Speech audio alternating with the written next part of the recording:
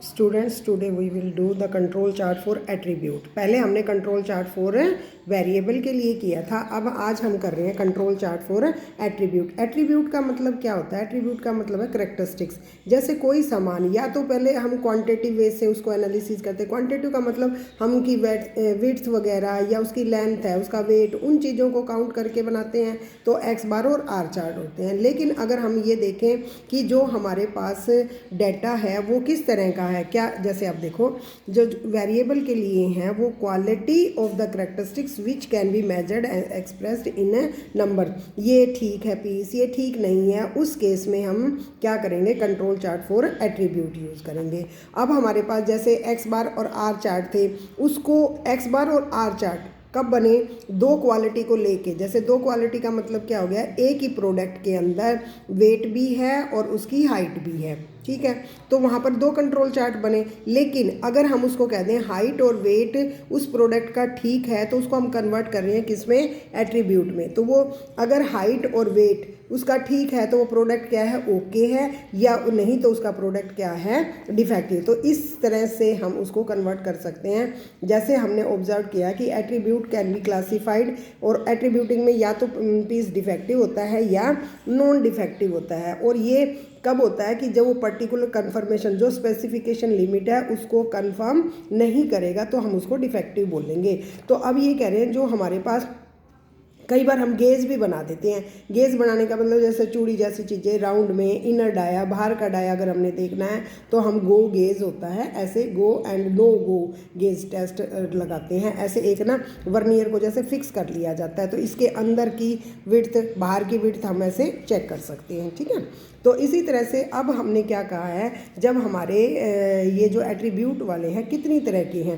Control chart for attribute दो तरह से होते हैं। First one control chart for fraction defective, that is P chart, ठीक है। पी चार्ट या N P is equal to P, हमारे पास डिफेक्टिव के डी के बराबर हो जाता है।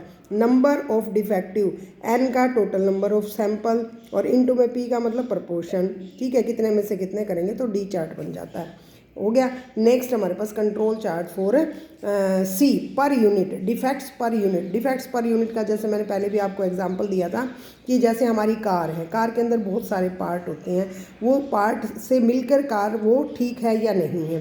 कार में एक भी डिफेक्ट आ जाता है तो हमारी कार डिफेक्टिव है। कार का मतलब यूनिट, कार पूरी जो है बहुत सारे पार्ट से मिलकर बनी है तो यूनिट है। एक लट्ठा जो बनता है कपड़े का रोल, उसके अंदर 25 मीटर 50 मीटर है, that is also a unit. जब यूनिट में कोई डिफेक्ट आता है तो हम उसको बोलते हैं, यहाँ पर हम सी चार्ट यूज करेंगे। सेम टाइप की चीज़ होगी, उसमें थोड़ा बहुत डिफेक्टिव होगा यानी प्रोबेबिलिटी ऑफ फेलियर होगा, तो हम सी चार्ट करेंगे। यहाँ पर बाइनोमियल डिस्ट्रीब्यूशन यूज होता है, और यहाँ पर हमारे पास कौन से वाला होता है? पॉइजन डिस्ट्रीब्यूशन यूज होता है। अब देखो control chart for fraction defective यानी कि पी चार्ट।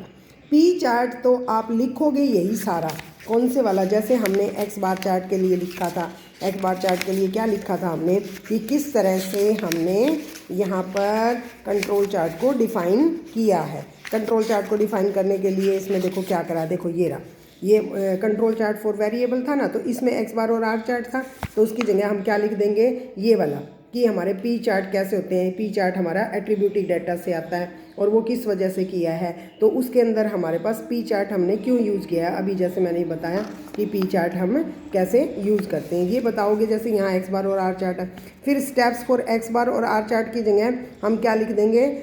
ये कि हमारे पास किस तरह से इसके अंदर हम क्या यूज़ करते होते हैं, इसके अंदर हम प्रपोर्शन यूज़ करते होते हैं। तो उसके लिए हमारे पास सैंपल इसी तरह से हो जाएंगे। सैंपल यहाँ पर इंक्रीज होते हैं, सैंपल का साइज ये वाला नहीं होगा। हाँ, लिमिट है, इसी तरह से हमने क्या करना है? लिमिट डिफाइन करनी है। लिमिट का मतलब ये सब की लिमिट अलग से हो जाएगी, बाकी चीज़ें तो सेम ही हो जाती है, क्राइटेरिया वगैरह भी सेम हो जाएगा। अब जैसे control chart for fraction defective P, while dealing with the attribute, जब हम किसी पीस को जज कर रहे हैं, उसकी क्वालिटी होती है, अगर सारी क्वालिटी उसके अंदर है तो पीस ठीक है, ठीक है। तो इसी तरह से ये कह रहे हैं कंट्रोल चार्ट जो है ऑल सैंपल या subgroups are ascertain to have same proportion में है, कोई सम प्रपोर्शन क्या, कोई पी ले लिया, प्रपोर्शन मतलब है कैपिटल पी का मतलब कि ऐसा बनना चाहिए, इस प्रपोर्शन में चीज़ बननी चाहिए। अब हमने सैंपल में देखने हैं, सैंपल का साइज हमारा n है, तो उसका मीन क्या होगा, n इंटू में capital P which is equal to expected value of D, यानी कि डिफेक्टिव का मीन, डिफेक्टिव का वेरिएंस, ये हमें ज़रूरत है, और Q तो हमें पता ही है।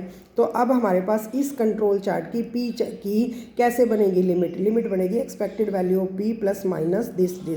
इसके बाद नेक्स्ट जो वीडियो बना रखी है वो देख लेना। ये जस्ट मैंने ये बताना चाह रही थी कि ऐसे आ जाते हैं कंट्रोल चार्ट फॉर एट्रीब्यूट के लिए कौन कौन से हैं, और हमने पहले भी ऐसे किया था कि कंट्रोल चार्ट हमारे कितनी तरह के होते हैं, ठीक है।